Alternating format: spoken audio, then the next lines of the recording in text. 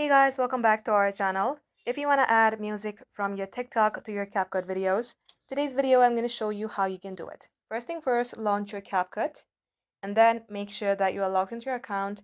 Then tap on Add New Project and select a project where you would like to work on. And to do so, you have to tap on this audio button, then tap Sounds. As you do that, you will see a TikTok icon here that says link to your TikTok account. Now, if your TikTok account is linked with your CapCut, that's okay. If your TikTok account is not linked, tap on link to TikTok account. Once you have linked your account, you have to launch your TikTok itself. Make sure that you are logged into your account, and here you have to favorite a sound which you would like to use in your CapCut videos. For instance, if this is the sound, you have to tap onto this player icon, tap on add to favorites, tap OK. Now relaunch your CapCut.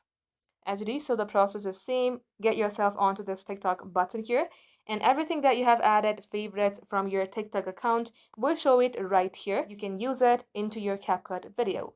Just like so guys, this is how you can do it. Thank you for watching.